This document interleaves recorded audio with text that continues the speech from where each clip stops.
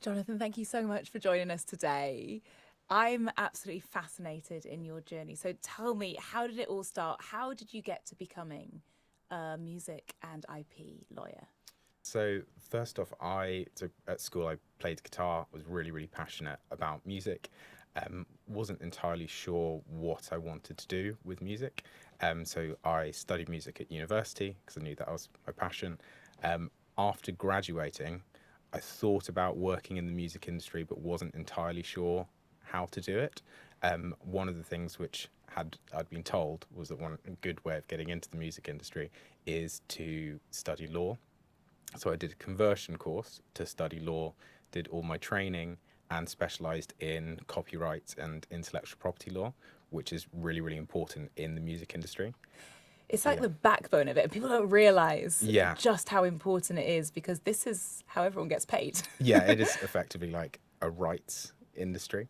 So you're into performing, you're into music, and then someone says to you, hey, what about being a lawyer? How did that conversation go? How did it feel? So this was at university when I went to a session about working in the music industry, and the advice that was given at the time, which looking back was half good advice and half bad advice, was there are two ways to get into the music industry. One is to know people, and the other is to become a lawyer.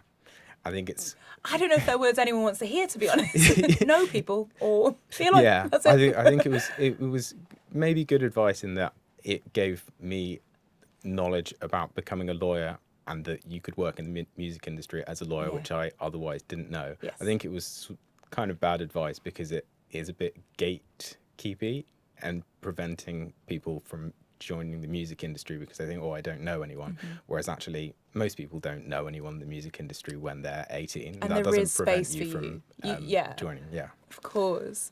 I mean, you converted to law. You said you did a law conversion. So what was your first degree? So my first degree was in music. So I Right. played guitar. It was a mixture of musical skills, so like performing and composing and things like that. But also a lot of it was about music history and music theory. So there was a lot of writing involved.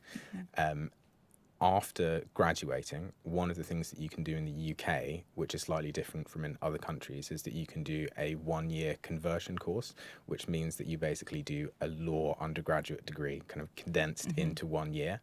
And then that means that you can go on to do legal training at law school and then qualify as a lawyer, which is a route that I think a lot of people don't know about. But it's so good. I think it's brilliant because at 18, when you're picking what you do, say if you do want to go to uni, or even if you don't necessarily know that law is going to be the route you want to take. You might just be interested in something else. So it's Yeah. great that you can convert at a later date and still take that path. What were you interested in? What subjects did you like before that? So I think that there was a bit of a difference in terms of the subjects that I liked and the subjects that I was good at. So I think I found maths that I was quite naturally good at it, but I didn't really enjoy it that much and couldn't imagine studying. And I really liked English, although I found it really hard at school, and I had to work a lot harder than I did in other subjects. I think that studying music, one of the things I wanted to kind of combine was like writing and reading about stuff and finding out about different music, which is sort of the English skills, and then also applying my music skills that I had kind of honed by playing guitar and doing all of that. I think it's really important to know that it's never too late to change tact or change direction and that these options are open to you, like doing a law conversion course, but then still being able to incorporate your love of music and then also your skills in maths Schools and maths, that you weren't yeah. necessarily keen on, but you could do it. Yeah, exactly. Because when you think about law, I think we have quite a specific vision in our minds Yeah. of what that entails. And was that what you encountered when you worked for a big law firm after you finished your conversion course? I think part of it is, I think people's perception is probably very driven by stuff like suits and maybe quite driven by thinking that lawyers are incredibly combative. Everyone's trying to argue, everyone's trying to just point score the whole time. I think that is sometimes true, but often a bit of a misconception because a lot of what you're doing as a lawyer is really just trying to like get a deal through. You're trying to come up with compromises, you're trying to work well with people and actually having good people skills and not just being really aggressive all the time is actually much more useful. Sounds much nicer. Yeah, and I think it's much nicer. And I think, well, actually, when you work in the legal industry, it tends to be less aggressive than maybe people think. Well, you mentioned a couple of skills and qualities there that are important as a music lawyer. What else would you say is important to have and to be? I think it's a good question. I think there are some more kind of boring foundational skills, such as like drafting. So that's when you're, for example, I do a lot of contracts work. So we get in a contract, maybe a record deal, and you have to either write it yourself or you're reviewing it on behalf of your client and trying to get them the best possible deal. So part of the foundational skill set is kind of reading and writing, but more broadly, what you're trying to do is give your clients commercial knowledge, and so that you can help negotiate them the best position. And that means that you're drawing on your experience of other deals, you're sharing ideas with other people, and you're really trying to get the best possible deal for your client. I feel like a lot of young people who might be watching now will have seen a lot in the news recently about rights. There's been a lot of chat around which streaming services have rights, which songwriters have rights. So that'll be a big part of your job now, and it's so important. What does a day-to-day look like for you? So I think the day-to-day really varies.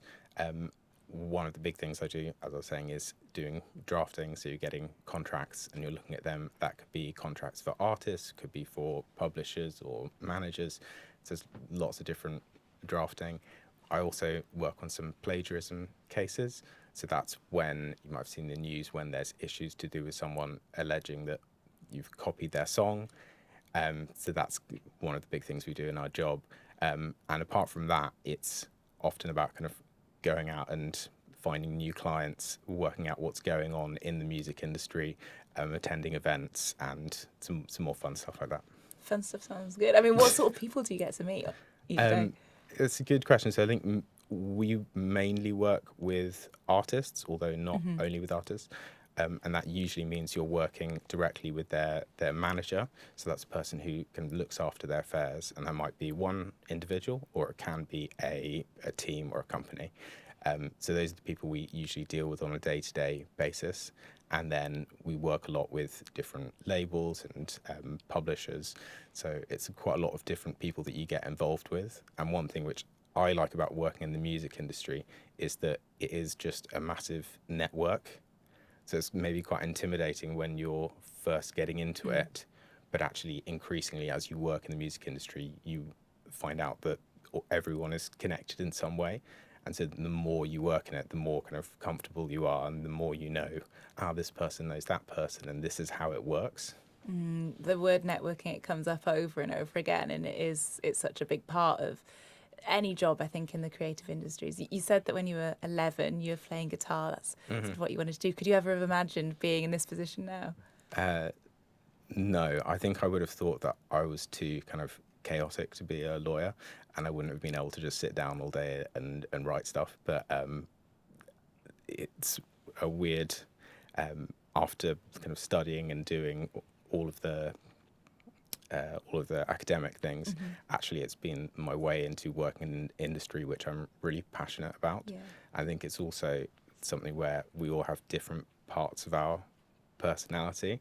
I think part of my personality is very creative, kind of performer person, and then also part of my personality is kind of academic stuff and really enjoying reading, and always finding out new things. So it's kind of trying to balance those two parts. It's good to be able to be both and to satisfy both parts of you as a person. For anyone watching who's like, yeah, I like performing, but I also like to sit down and read and write, and I'm quite academic, and you have these various facets. What would you say to them by way of advice for getting into this career?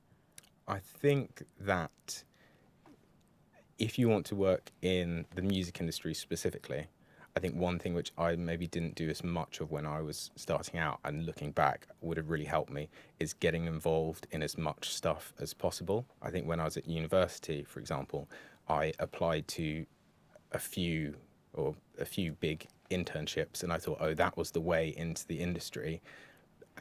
going to a big major label. However, looking back, when I see people who are very successful now, often they've come in through various routes, and it's kind of getting involved in as much stuff as you possibly can, because you don't really know where you're going to find an opportunity until you've tried them. And so that might be doing work experience at different places. It might be getting involved in student radio. It might be performing yourself and then managing people. So basically trying to take risks and get involved in as much stuff as possible, rather than thinking there's just like one route that you have to go down. That's really good advice. Get involved in anything that you love, anything that you're passionate about, because you never know where it's going to take you next. I think that's exactly right. Yeah. Oh, Jonathan, thank you so much for your advice. Thank you for joining us. And thank you for sharing your passion with us as well, because I genuinely think, I would never have known about the fact that you could be a music and IP lawyer. I thought there was law or there was music and that they were separate things. But knowing that those two worlds can meet and be really exciting just opens doors. Yeah, I think that's right. I think trying to balance when you're choosing a career with something which is maybe a bit practical and stable, whilst also still being able to do something you're passionate about, is always a balance that we all have to kind of go through at some point.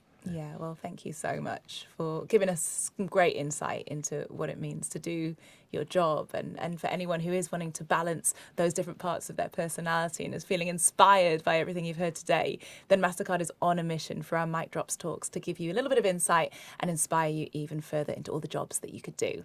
We'll see you next time.